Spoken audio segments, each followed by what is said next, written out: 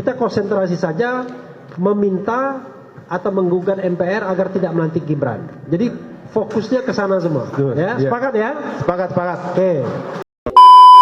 Assalamualaikum warahmatullahi wabarakatuh. Teman-teman, kembali lagi di channel YouTube saya, Khairun Imam. Seperti yang Anda dengarkan tadi di video awal, Refli Harun dan juga kawan-kawan ternyata punya niat untuk menggagalkan pelantikan Gibran di tanggal 20 Oktober nanti, teman-teman. Dan berbagai cara dan langkah akan mereka tempuh, termasuk aksi demonstrasi, menekan MPR, menekan KPK dan segala macam, teman-teman. Karena ketika mereka gagal dalam gerakan untuk membatalkan pelantikan Gibran, mereka akan melakukan gerakan untuk menggulingkan Gibran setelah 20 Oktober nanti. Dengan cara apa? Melaporkan Jokowi beserta keluarga ke aparat penegak hukum termasuk KPK, teman-teman.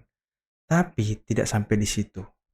Ternyata niat mereka memang ingin menghancurkan Presiden Jokowi beserta keluarga. Waduh.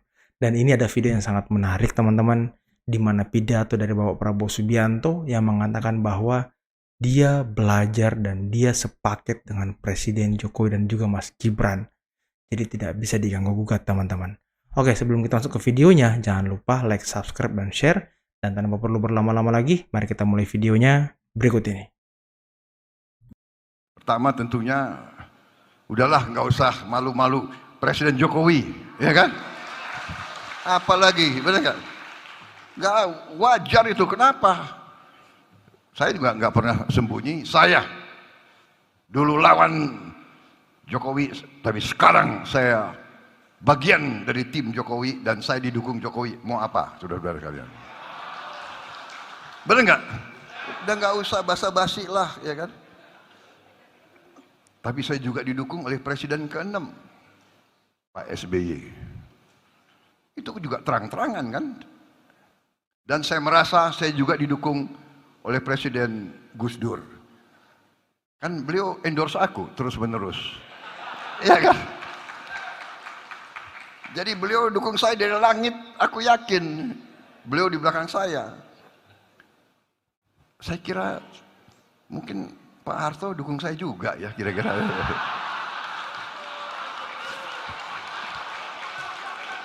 Pak Presiden loh.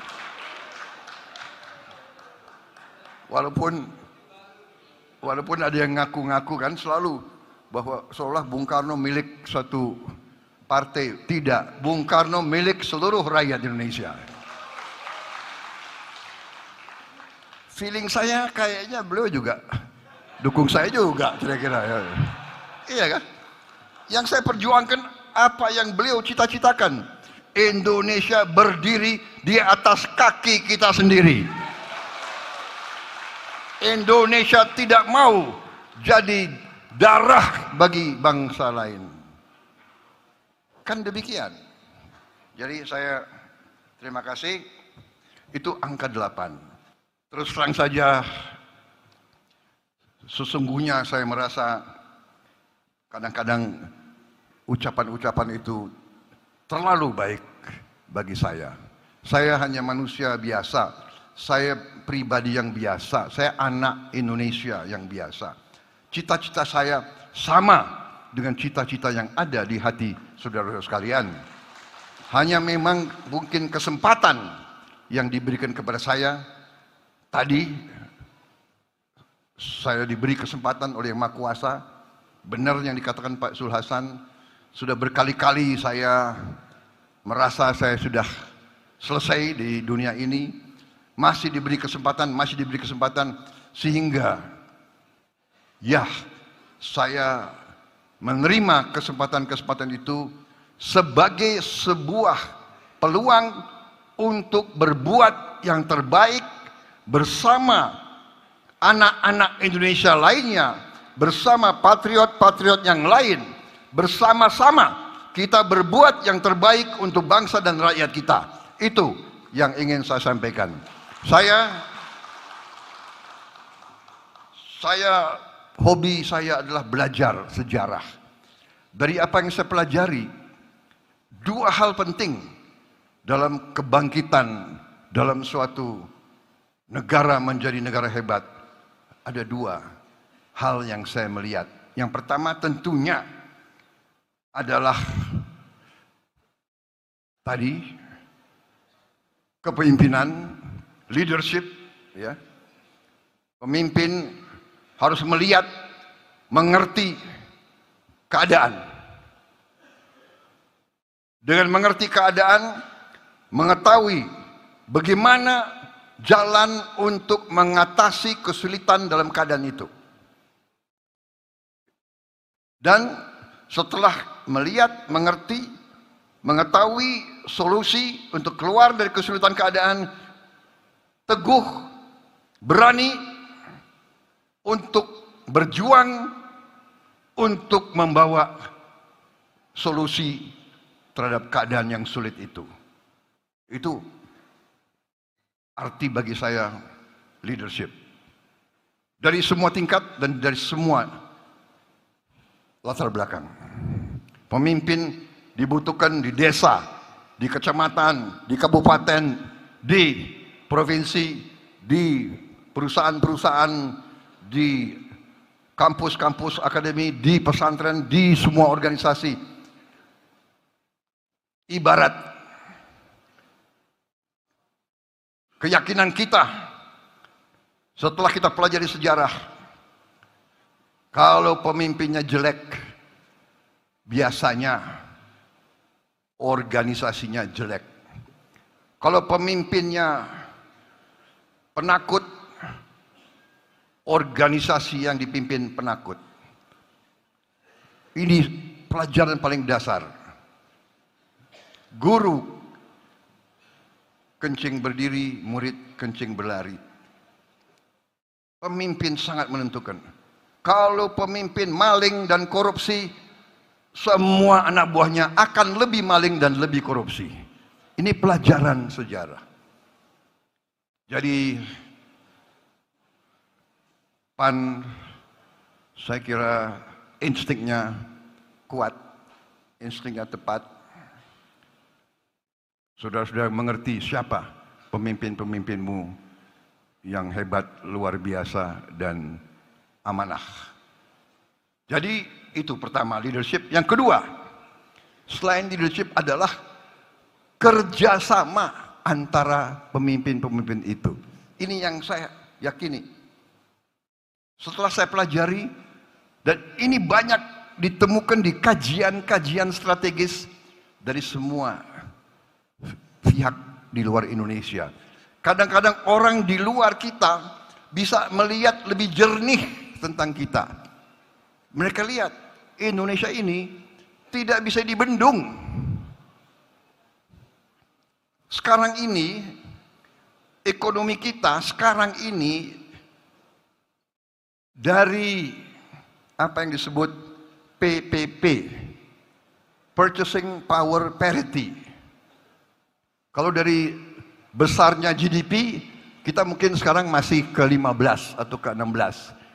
Tapi kalau dari Purchasing Power Parity, artinya, umpamanya artinya 100 dolar Amerika di Jogja, kita bisa dapat lebih banyak daripada 100 dolar di Inggris umpamanya. Itu artinya Purchasing Power Parity. Kita nih, kalau tidak salah, sudah ke-7. Kalau tidak salah ya Pak Atta ya. Kita sudah ke-7.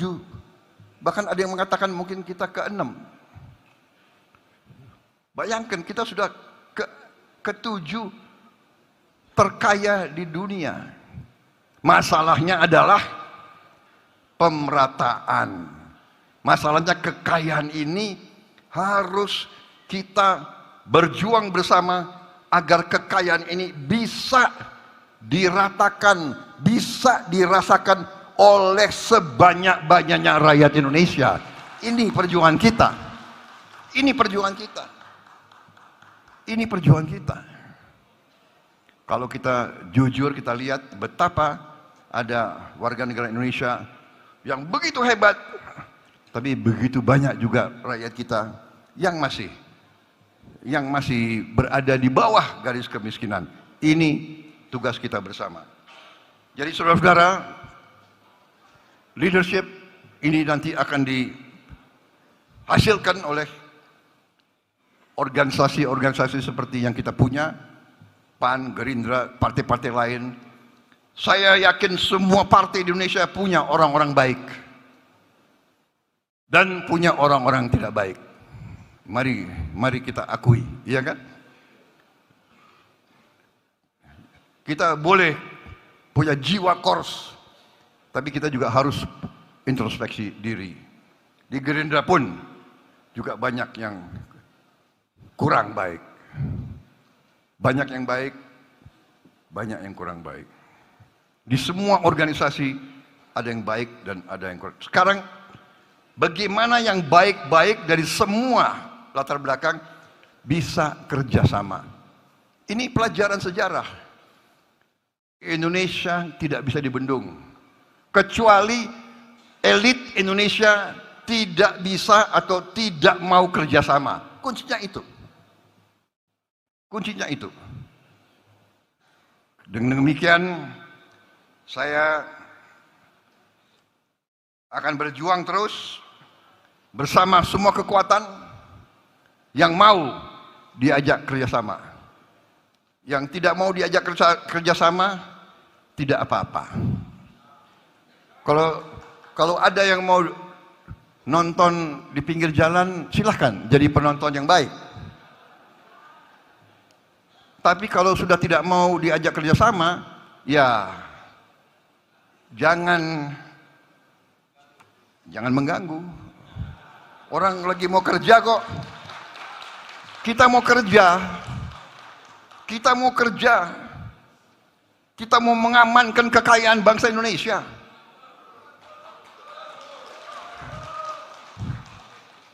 Kita mau hilangkan kelaparan. Tidak boleh ada orang Indonesia yang lapar. Tidak boleh ada anak-anak Indonesia yang nangis karena tidak makan. Tidak boleh.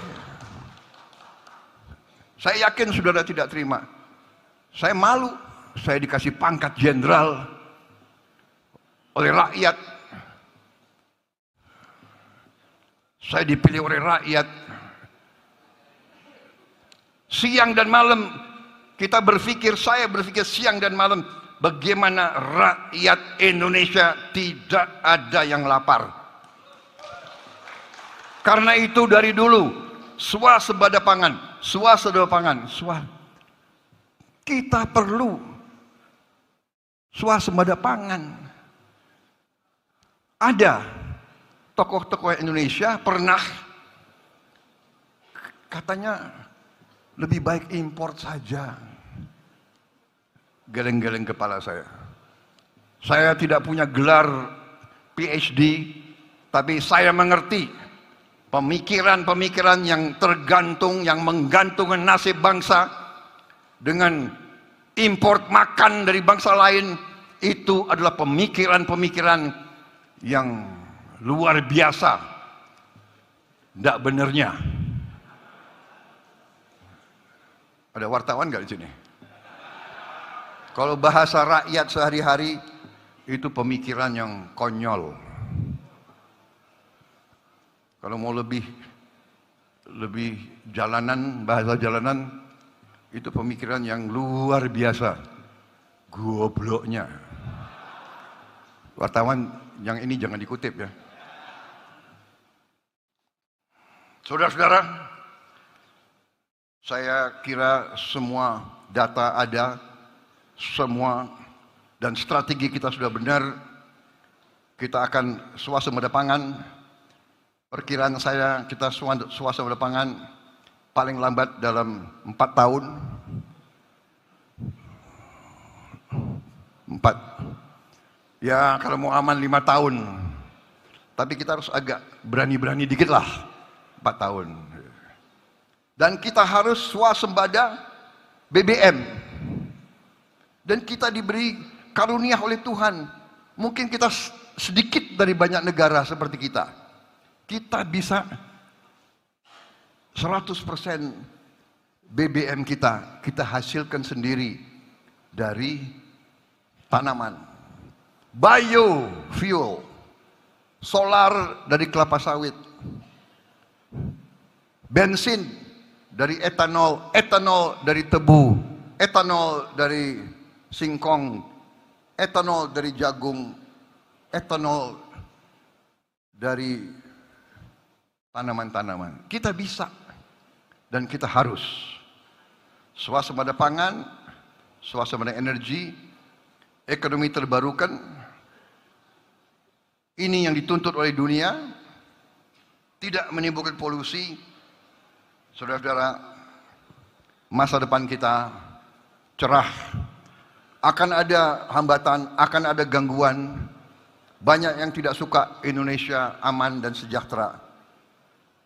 Tapi kita harus kokoh.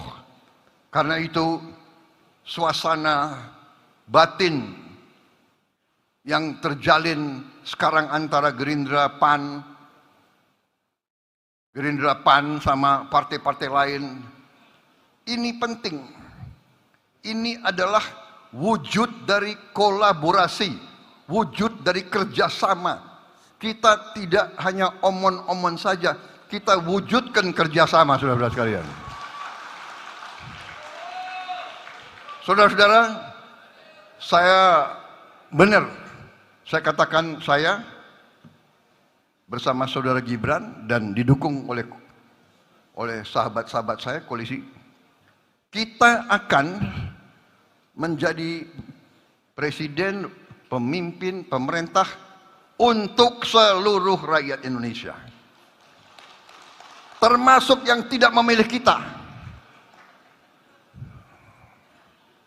Dan beri kita waktu. Beri kita 3 tahun, 4 tahun. Kita akan buktikan rakyat yang tidak memilih kita, kita akan buktikan kita membawa kebaikan, kesejahteraan untuk seluruh rakyat Indonesia. Kalau saya katakan kita harus kasih makan untuk semua anak-anak kita, termasuk yang di Aceh, termasuk yang di Sumatera Barat.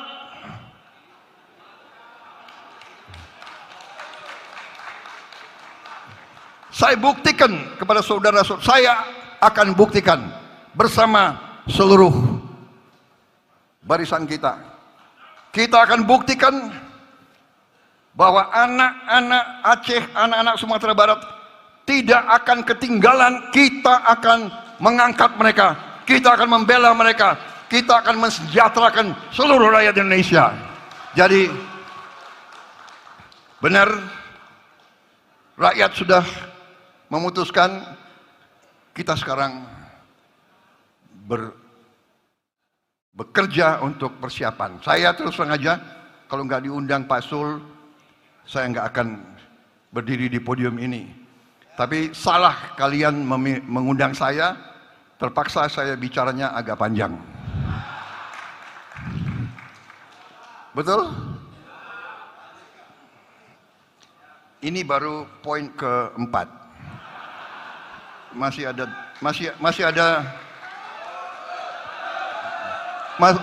18 poin lagi. Masih kuat? Ngarang kalian gak kuat. Enggak. Intinya sudah saya sampaikan. Kita berada di jalan yang benar. Masa kita salah kalau kita mau berjuang untuk anak-anak kita yang lapar? Masa kita salah kalau kita mau berjuang agar kekayaan yang diberikan Yang Maha Kuasa bisa kita amankan dan kita buat supaya semua rakyat merasakan. Kita akan beri rumah mereka yang tidak punya rumah. Dan ada yang bertanya, apa bisa? Ini aneh, belum dicoba sudah ragu-ragu. Iya kan? Mental-mental ini kalau dalam tentara, mental-mental ini tidak boleh suruh duduk manis di rumah aja. Jadi bagi mereka yang masih ragu sama kita, beri kita waktu, kita bekerja. Saudara-saudara, Ada yang bertanya waktu tanggal berapa itu saya ditetapkan oleh KPU, ya kan? Bagaimana rasa saya? Apakah saya benar-benar sungguh-sungguh? Saya tidak merasa euforia, saya tidak merasa girang yang berlebihan. Saya bersyukur, tapi saya sadar betapa beratnya harapan, betapa beratnya kepercayaan rakyat yang diberikan di pundak kita. Sekarang saatnya kita bekerja. Saya berterima kasih sama Pak Jokowi. Beliau benar-benar pemimpin yang ikhlas. Beliau membantu saya. Beliau menyuruh semua menteri memberi data kepada saya. Beliau malah perintahkan saya, kau berangkat ke sini, kau berangkat ke situ. Kau perkenalkan diri kepada pemimpin ini, perkenalkan diri kepada pemimpin itu. Karena kita butuh investasi. Kita butuh investasi karena kita butuh pertumbuhan. Kita butuh pertumbuhan karena kita butuh pabrik-pabrik ada di Indonesia yang banyak. Kita butuh pabrik-pabrik karena kita butuh menciptakan lapangan kerja yang terhormat bagi rakyat kita. Beliau, kamu berangkat. Dan di sini pun saya bekerja terus hampir tiap hari, belajar masalah. Dan saya terima kasih dukungan PAN kepada saya. Luar biasa, terima kasih. Saya kira demikian yang ingin saya sampaikan. Nah, teman-teman, itulah tadi video yang sangat luar biasa, pidato yang sangat spektakuler dari Bapak Prabowo Subianto, di mana cita-cita beliau sangat mulia ketika menjadi presiden, ingin menghilangkan kemiskinan, ingin melihat tidak ada lagi anak-anak yang lapar, orang-orang yang lapar, orang yang 70 tahun masih narik beca. Prabowo ingin melihat Indonesia serta bangsa ini sejahtera dan keluar dari middle passive income, teman-teman. Middle passive income trap. Inilah yang menjadi momok bagi kaum-kaum menengah sehingga mereka turun kelas menjadi kelas rentan, teman-teman. Dan Pak Prabowo ingin memastikan bahwa dirinya, di tangan dirinya dan Prabowo Gibran dan program keberlanjutannya dapat membuat Indonesia semakin maju dan dapat menyongsong Indonesia Emas 2045. Oke teman-teman, mungkin cukup sekian dulu video kali ini. Jangan lupa like, subscribe, dan share videonya. Akhir kata, billahi taufiq wal hidayah. Wassalamualaikum warahmatullahi wabarakatuh. Bye-bye.